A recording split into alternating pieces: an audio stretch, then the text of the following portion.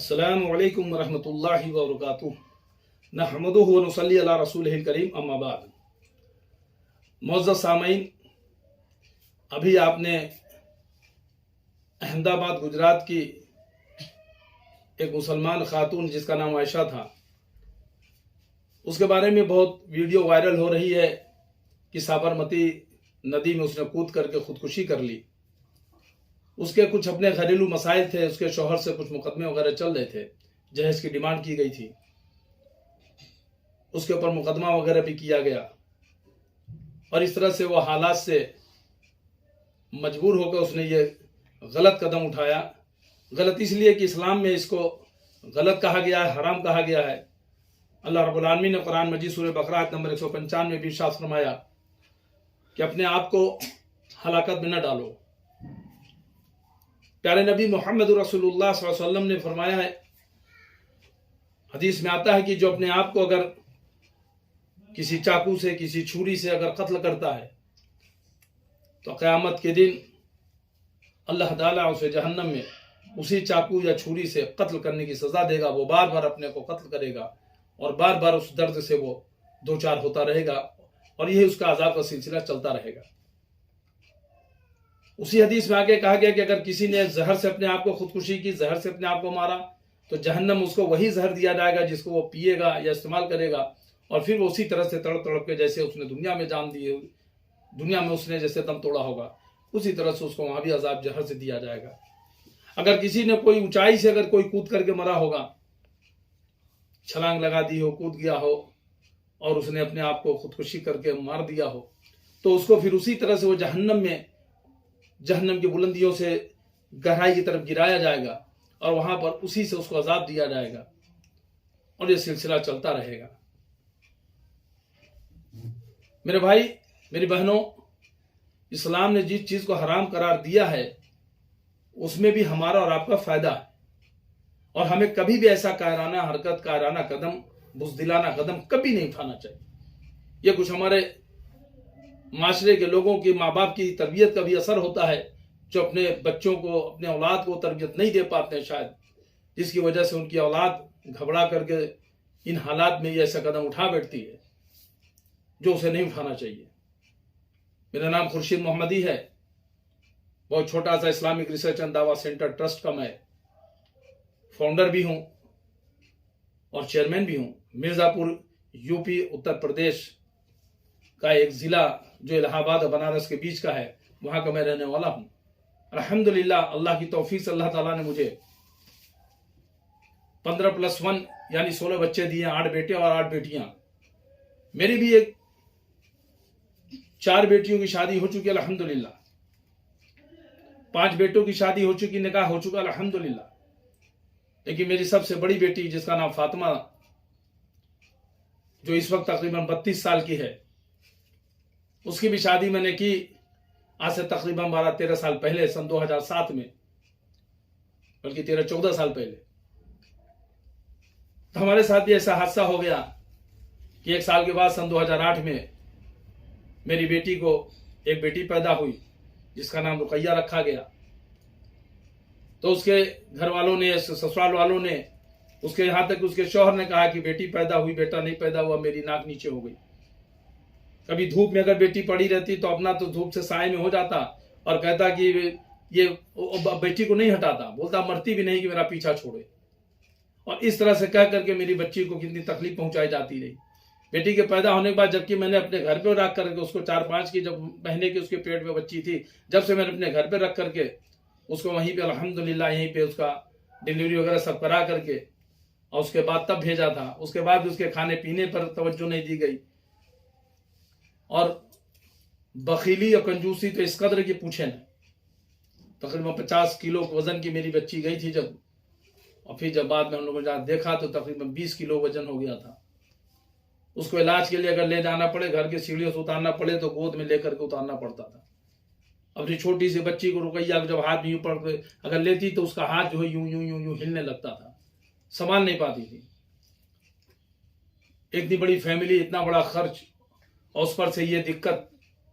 बहरहाल अल्लाह की तौफीक से मैं अल्लाह के अलावा मैं किसी हालात से किसी से अल्लाह की तौफीक से अल्हम्दुलिल्लाह डरता नहीं हूँ, बल्कि कोशिश करता हूँ कि उससे कैसे उससे लड़ूं, उससे जूझूं, और अपने बच्चों को भी अल्हम्दुलिल्लाह ये तरबियत दी। मेरी बच्ची का ससुराल गंगा नदी के ठीक किनारे पे था। चाहती तो वो भी गंगा से कि पुल पर से कूद करके जान दे देती। देख लीजिए आप इधर गंगा का पुल कैसे है, इधर भी देख लीजिए आप किस तरह से है। लेकिन अल्लाह का शुक्र, अल्लाह का एहसान अल्हम्दुलिल्लाह कि मेरी बच्ची ने कदम नहीं उठाया। मैंने भी उसके शौहर पर, उसके ससुराल वालों पर मैंने मुकदमा कायम किया, जो कि अभी तक चल रहा है, अदालत में जेर समात है। मैंने कहा भी उसको, कई दफे मैंने लोगों को भेजा भी, मैं भी बोला कि भाई ऐसा है कि अभी बेटी तो मुझको भेजनी नहीं, आप तलाक दो, आप अपने रास्ते रहो, हम अपने रास्ते। लेकिन वो तलाक भी नहीं दे रहा। आज 13-14 साल से हो गए, कभी मेरी नवासी को, रुकैया को, अपनी बेटी को कभी देखने न मेरा दामाद यानी उसका बाप आफ्ताब, न कभी मेरा समधी यानी उसका हमारी नवासी का दादा या दादी, कोई आज तक कभी देखने तक नहीं आए, जबकि उनका घर मेरे घर से ज्यादा 7-8 किलोमीटर 9 किलोमीटर की दूरी पर होगा। ऐसे हालात में अल्लाह के तवक्कल पर अल्हम्दुलिल्लाह हमने ये लड़ाई रखी है, जारी रखी है, और अपने बच्चों को भी ये समझाए रखा कि कभी हालात से घबराने का नहीं, हराम मौत मरने का नहीं, खुदकुशी करने का नहीं। मैं अपनी बेटी फातिमा को अभी आपके सामने पेश कर रहा हूं, आप उसकी भी बात को खुद उसके जबान से सुने, और मेरी उसकी बेटी रुकैया को भी देखें कि आज माशाल्लाह वो 12-13 साल की हो गई है, और मेरे बच्चों के साथ माशाल्लाह दर्जा 7 की आज स्टूडेंट है, पढ़ भी रही है, यहीं पर उसकी परवरिश भी हो रही है अल्हम्दुलिल्लाह। हम लोग मुस्लिम मैरिज ब्यूरो भी चलाते हैं, दूसरे के बच्चे बच्चियों के निकाह कराते हैं, और बिना किसी एक पैसे किसी मेहनताना या मुआवजा के सिर्फ 3 शर्तें रखते हैं कि आप किसी भी किस्म के जहेज न लेंगे न देंगे। दूसरा, किसी भी किस्म की बिरादरी की कोई कैद नहीं रखेंगे कि हम खान हैं तो हम खान में करेंगे, हम अंसारी हैं तो अंसारी में करेंगे, बल्कि ईमान वाले हों, सही अकीदा हों, हलाल की रोजी हो, उसके अखलाक से मुतमईन हो, अब निकाह कर सकते हैं। और तीसरी चीज, लड़के वाले बारात की शक्ल लेकर लड़की के घर पे जा करके लड़की के पैसों से वो 100, 200, 400 लोगों को ले जाके भीड़ उनके पैसों से खाना नहीं खाएंगे। इन 3 शर्तों के साथ अल्हम्दुलिल्लाह हमारा दावा सेंटर IRDC, जिसे आप YouTube पे जाकर के आप खुर्शीद मोहम्मदी के नाम से आप डाल के देख भी सकते हैं अल्हम्दुलिल्लाह हमारी कारकर्दगी को।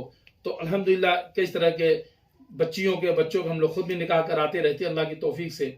लेकिन बहुत अल्लाह का शुक्र एहसान है कि जो हादसा मेरी बच्ची के साथ हुआ है वो आइंदा और किसी भी बच्ची या बच्चों के साथ नहीं हुआ।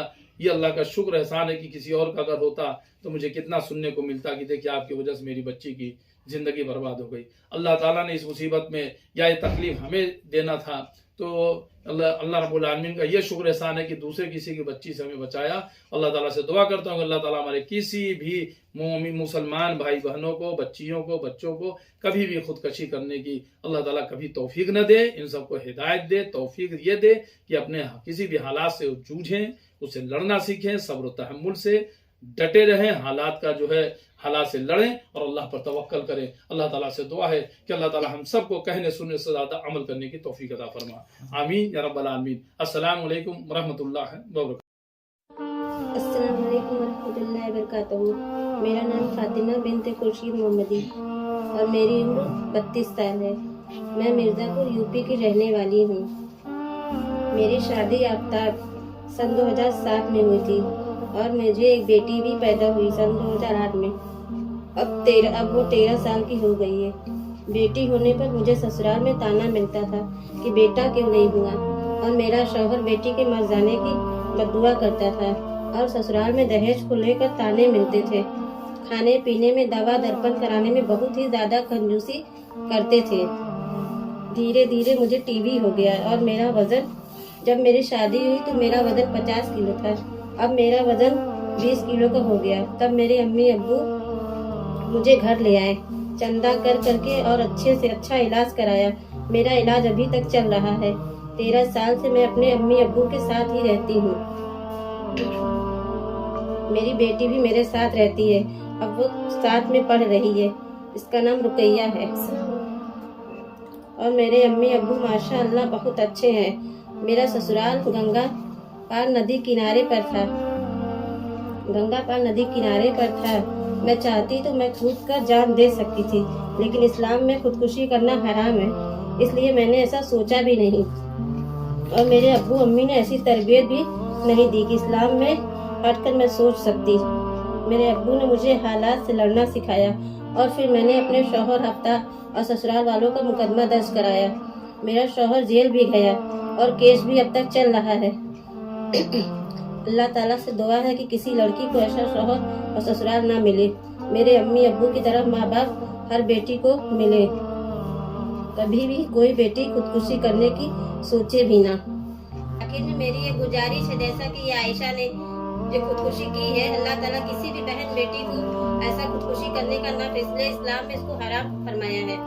हराम मौत मरने का अल्लाह के यहाँ इसको बार बार ये मिलता है ये सजा, और हमें और आपको हम सबको अल्लाह ऐसी मौत नसीब ना करे।